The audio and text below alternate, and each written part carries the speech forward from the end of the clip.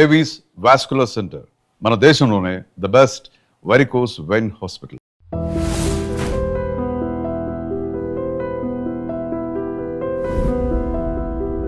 అసలు మీరు క్యారెక్టర్స్ని ఇంట్రడ్యూస్ చేసే విధానమే, వాళ్ళిద్దరు అనాథలు, వాళ్ళకి ఏదో బీచ్లో పాడుకుంటూ ఉంటారు, మేరా జూతా హై జపానీ అనుకుంటూ. వాళ్ళు ఏదో గాలిపాట పాడుకుంటున్నారు అని నిర్లక్ష్యం చేయలేదండి, వాళ్ళని ఒక అప్రిషియేట్ చేస్తూ దానికి ఒక క్లాసిసిజం లాంటిది అంటగట్టడానికి కానీ దాన్ని ఇంటర్ప్రిట్ చేయడానికి కానీ వాడు ఆ స్వరాల్లో వంటల్లో వచ్చేటప్పటికి అది ఒక అందులో మీ తెలియకుండానే ఒక మెసేజ్ కూడా ఉంది సార్. సినిమా పాటలు పాడడం అంత తేలిక కాదు, సినిమా పాటలకు సంగీతం అవసరమా అంటారు. ప్రతి పాటకి స్వరజ్ఞానం అవసరము, స్వరం ఉంటుంది, అది భాష. ఒక పద సాస స నీ సా, పద సాస స నీ సా, పాప మాగ సరి మామగ సరి నీ సా, మేరా జూతా హై జపానీ. అసలు దానికి కూడా ఒక స్వరజ్ఞానం ఉంటుంది. అంటే సంగీతం తెలిసిన వాడు స్వరంలో పాడతాడు, తెలియని వాడు ఊరికనే మామూలుగా పాడతాడు. అంటే యాజ్ ఎ డైరెక్టరు నాకు ఏం చెప్పాలని ఉంటుందంటే, వాళ్ళిద్దరూ ఇలా గాలిపాటలు పాడుకునే పిల్లలు, ఈ కుర్రాడుకి సంగీత జ్ఞానం ఉంది, నేర్చుకుంటున్నాడు, కర్ణాటక సంగీతంలో ఇప్పుడిప్పుడే నేర్చుకుని పైకి వస్తున్నాడు అని చెప్పడానికి ఎస్టాబ్లిష్ చేయాలి. కాబట్టి ఫస్ట్ షాట్లోనే వాడు దానికి స్వరం కట్టేశాడు. చిత్రాల్లో మొట్టమొదట చిన్నపిల్లలు ఆటలు ఆడుకుంటూ ఉంటారు, నీళ్ళల్లో అక్కడ చిందులు వేసుకుంటూ ఆడుకుంటూ, అందులో పాట తమాషాగా పాడుకుంటూ ఉంటారు. అందులో నేను పాడాను పిల్లవాడికి, మేరా జూతా హై జపానీ ఆ పాటను చూసారా, దాన్ని నేను పాడాను అనమాట. అవి చూసి నా సత్యనారాయణ గారు ఈ పిల్లల్ని ఎట్టయినా పాట నేర్పించి పైకి తీసుకురావాలి అనుకుంటారు. ఊరికే ఎగతాళి చేస్తాం, మధ్య మధ్య వెళ్ళి అంటాం, ఎగతాళి చేయడం ఇవన్నీ చేస్తూ ఉంటారు అన్నమాట పిల్లలు. చేస్తుంటే ఆయన వీళ్ళేదో మొత్తానికి వీళ్ళలో ఏదో ఉంది అని కనిపెట్టి ఈ పిల్లల్ని వృద్ధిలోకి తీసుకురావాలని వాళ్ళకి సంగీతం నేర్పించి వాళ్ళని పెద్దవాళ్ళని చేస్తాడు. నిజంగా అది శృతిలయలు చాలా బాగుంది పిక్చరు.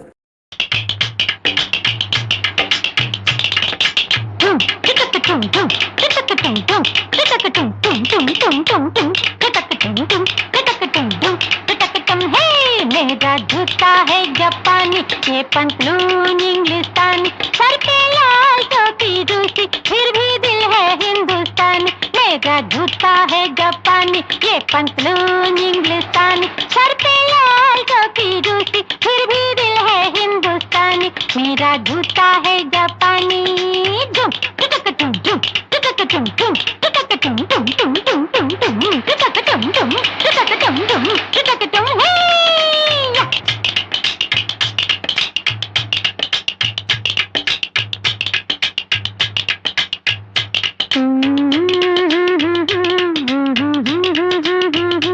పద సా స ని స స, పద సా స స ని స, పాప మాగ సరి రి మామగ సరి ని స. ఆహా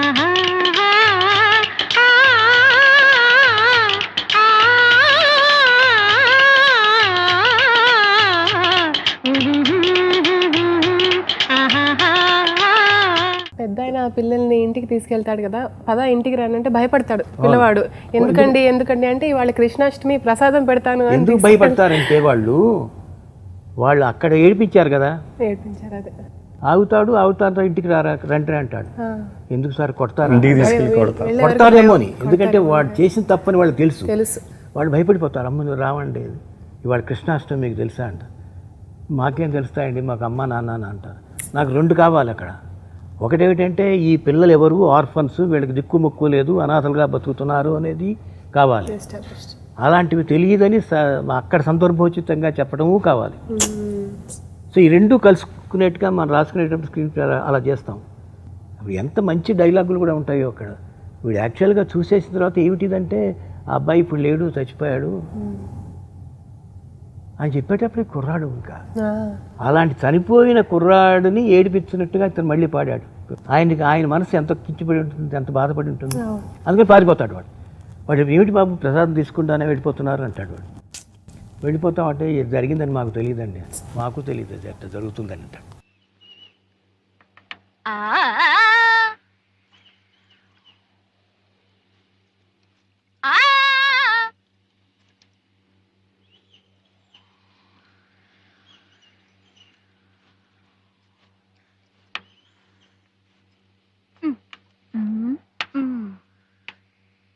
లల్లల్లా. ఇప్పుడు ఆడరా.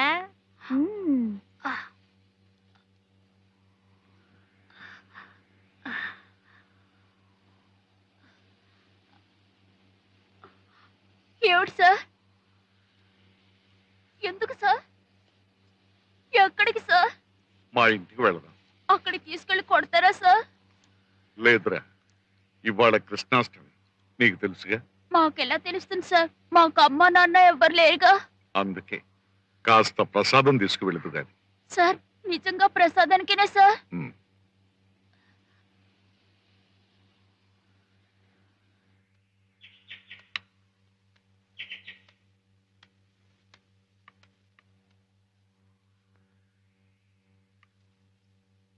కూర్చో బాబు. లలిత,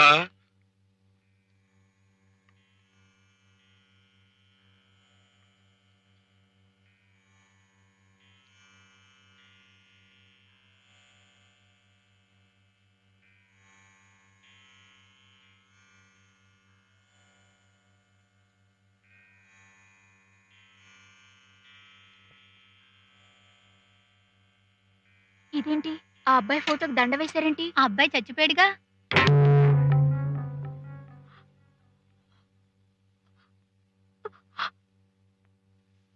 బాబు ఏమిటి బాబు వెళ్ళిపోతున్నావు? క్షమించండి సార్, మీ అబ్బాయికి ఇలా జరిగిందని నాకు తెలియదు సార్. అలా జరుగుతుందని మాకు కూడా తెలియదయ్యా. కానీ ఒక అద్భుతమైన టాలెంట్ ఉన్న కొడుకు మరణిస్తే సంగీతమే జీవితం అనుకున్న ఒక పెద్ద వ్యక్తి నిరాశ నిస్పృహలకి లోను కాకుండా ఏదో గాలిపాటలు పాడుకునే వాళ్ళలోని టాలెంట్ని గుర్తించి వాళ్ళు ఆకతాయితనాన్ని చూడలేదండి. ఆయన విక్రిస్తూ పాడిన దాన్ని ఆయన తీసుకొచ్చి వాళ్ళల్లో ఉన్న టాలెంట్ని గుర్తించి, హిడెన్ టాలెంట్ని గుర్తించి వాళ్ళల్లో వాళ్ళ కొడుకుని చూసుకుంటూ సంగీతానికి గౌరవం ఇచ్చి వాళ్ళని సంగీతజ్ఞులు చేసిన విధానం, ఆ థాట్ ప్రాసెసే అసలు చాలా విచిత్రంగా ఉంటుంది. అది కూడా యాక్చువల్గా మనం అలా ఎక్స్పెక్ట్ చేయం కూడా. అసలు ఇప్పుడు వాళ్ళలో టాలెంట్ ఉందా లేదా అనేది అలా వదిలిపెట్టి అందరిలోనూ టాలెంట్ ఉంది, ఏదో ఒక రకమైన టాలెంట్ ఉంది భగవంతుడు సృష్టిలో. మనం ఏడ్చేటప్పుడే, బిడ్డ పుడుతూ ఏడ్చుతున్నప్పుడే దాంట్లో సృష్టి ఇలా ఉంది. గట్టిగా నొక్కి అడుగుతుంటే నువ్వు పాడగలవరా, పాడరా, ఇప్పుడు నాకు రాదు బాబోయ్ అంత ఎంతసేపు అని వాడు కుర్రాడు ఒక పేషెన్స్ లెవెల్ ఉంటుంది.